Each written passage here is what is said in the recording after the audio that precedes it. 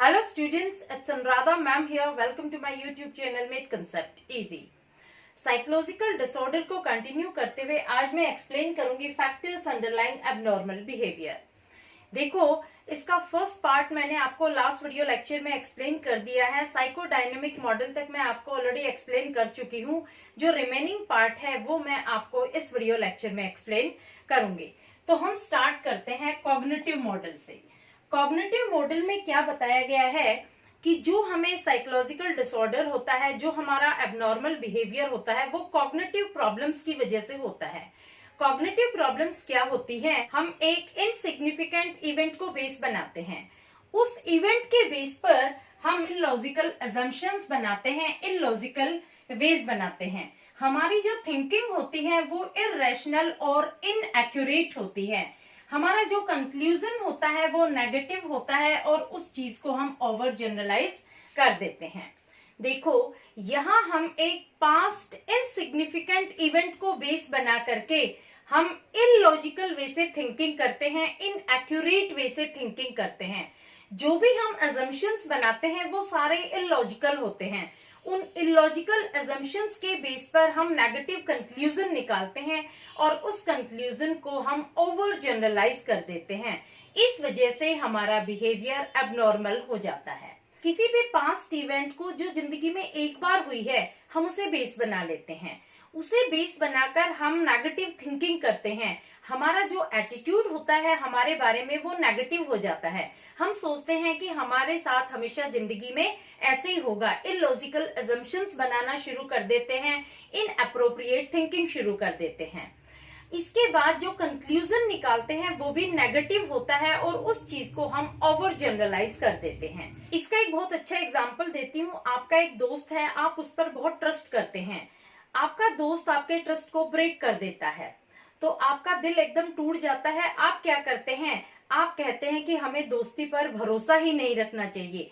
आप इस स्टेटमेंट को ओवर जनरलाइज कर देते हैं। आप सब दोस्तों को एक ही कैटेगरी में रख देते हैं कि हमें दोस्ती पर भरोसा नहीं रखना चाहिए। तो इस तरह के इवेंट को हम बेस बना लेते हैं। नेगेटिव कंक्लूजन निकालकर उस चीज को हम ओवर जनरलाइज कर देते हैं।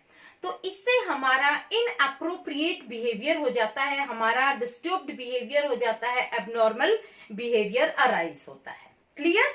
इसके बाद आता है ह्यूमनिस्टिक और एक्सटेंशियल मॉडल। देखो, ह्यूमनिस्टिक मॉडल में क्या बताया गया है कि जब इंसान का जन्म होता है तो ये इनबोर्न टेंडेंसी होती है कि वो फ्रेंडली होता है, कोऑपरेटिव होता है और कंस्ट्रक्टिव होता है। इंसान के अंदर अगर ये तीनों क्वालिटीज नहीं है, इसका मतलब उसका बिहेवियर एबनॉर्मल बिहेवियर है, क्योंकि वो बाय बर्थ ही बहुत कोऑपरेटिव माना जाता है, फ्रेंडली नेचर का माना जाता है और यूजफुल माना जाता है। अगर उसमें ये क्वालिटीज प्रेजेंट नहीं है तो उसका एबनॉर्मल बिहेवियर है। दूसरी बात इन्होंने एक और कही है कि इंसान अपने ग्रोथ और गुडनेस के लिए सेल्फ एक्चुअलाइजेशन अचीव करना चाहता है। देखो, पर्सनालिटी के चैप्टर में मैंने आपको मैस्लोज नीड हायरार्की थ्योरी में एक्सप्लेन किया था कि ह्यूमन की ये एक नेचुरल टेंडेंसी होती है कि वो अपने फुलेस्ट पोटेंशियल को अचीव करना चाहता है। उसकी जो नीड होती है वो हायरार्की में दिखाई गई है। टॉपमोस्ट नीड होती है उसकी self actualisation. Self actualisation need तक पहुंचना चाहता है। ये ह्यूमन टेंडेंसी है। जिसके अंदर ये नीड एग्जिस्ट नहीं होती, इसका मतलब इस पर्सन का डिस्टर्ब्ड बिहेवियर है, एबनॉर्मल बिहेवियर है। क्लियर? इसके बाद आते हैं एक्सटेंशियल मॉडल। एक्सटेंशियल मॉडल में बताया है कि जब इंसान पैदा होता है तो उसके पास फ्रीडम होती है to give meaning to the existence. हमारे पास ये फ्रीडम है, ये स्ट्रेंथ है कि हम अपनी लाइफ को, हम अपने एग्जिस्टेंस को एक मीनिंग दे सकते हैं। जो लोग इस चीज से शर्क होते हैं, यानी जो लोग इस चीज से बचना चाहते हैं, इसका मतलब उनकी लाइफ एम्प्टी है, इनऑथेंटिक है और डिसफंक्शनल है। उनका बिहेवियर एबनॉर्मल बिहेवियर है, वो नॉर्मल बिहेवियर में नहीं आते, उनको साइकोलॉजिकल डिसऑर्डर है। क्लियर? अब हम मूव करते हैं सोशियो कल्चरल मॉडल पर। देखो, बिहेवियर को मॉडिफाई करने में सोसाइटल फैक्टर्स का भी एक लीड रोल होता है। सोसाइटी की वजह से भी हमारा बिहेवियर इन्फ्लुएंस होता है। तो इसमें आता है war and violence, prejudice, discrimination and unemployment.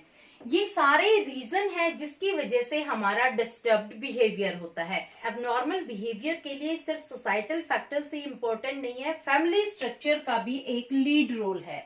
Family structure में क्या होता है कि कुछ फैमिलीज में क्या होता है कि फैमिली मेंबर्स बच्चों की हर एक्टिविटी में, बच्चों की हर थिंकिंग में, हर थॉट में अपने ओपिनियन रखते हैं।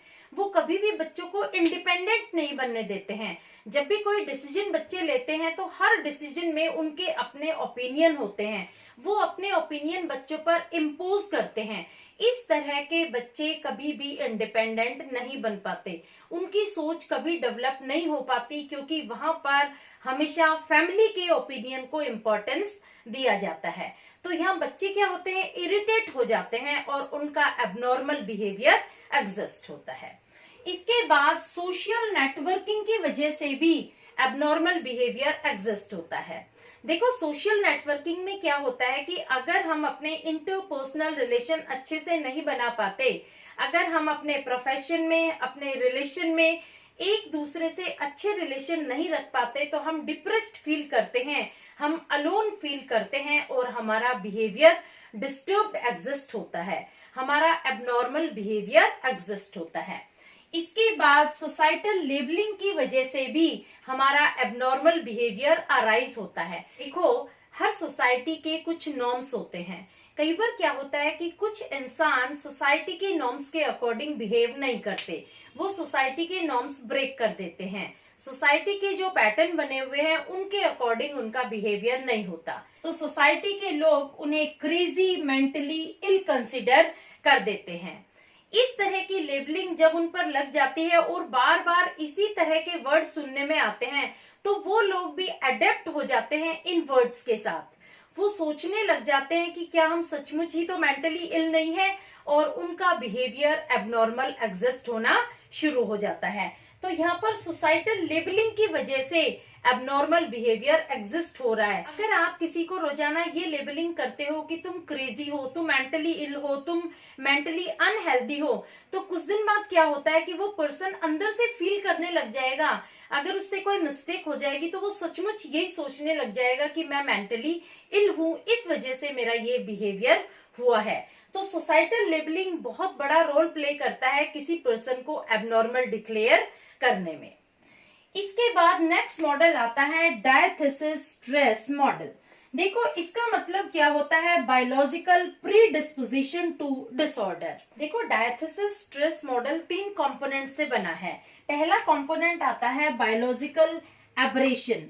एब्रेशन का मतलब होता है एबनॉर्मल या फिर कोई डिफेक्ट। इसका मतलब क्या होता है कि हमारे अंदर जो एबनॉर्मलिटी है वो इनहेरिटेड है, जो हमें डिफेक्ट मिला है वो हमें हमारे पेरेंट्स से मिला है, यानी हमारी जो प्रवृत्ति है उसमें ही बीमारी है, उसमें ही डिसऑर्डर एग्जिस्ट होता है। दूसरा कंपोनेंट आता है वल्नरेबिलिटी टू डेवलप। इसका मतलब हुआ ससेप्टिबिलिटी। ससेप्टिबिलिटी मतलब मोर चांसेस होते हैं उस बीमारी के डेवलप होने के। तीसरा है प्रेजेंस ऑफ स्ट्रेसर। अगर सिचुएशन अराइज होती है, कोई ऐसी सिचुएशन आ जाती है, तो वो बीमारी हमारे अंदर बहुत जल्दी डेवलप हो जाती है। इसका एग्जांपल देती हूँ। सपोज आपकी मदर को एंजाइटी है, इसका मतलब आपको भी बहुत ज्यादा चांसेस है एंजाइटी होने के। ये चीज आपको इनहेरिट हुई है बायोलॉजिकली।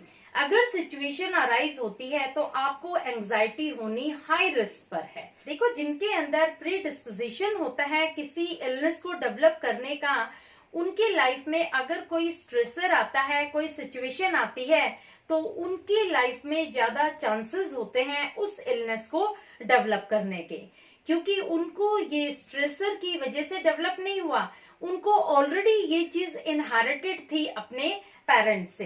होपफुली आपको एबनॉर्मल बिहेवियर के सारे रीजन क्लियर हो गए होंगे।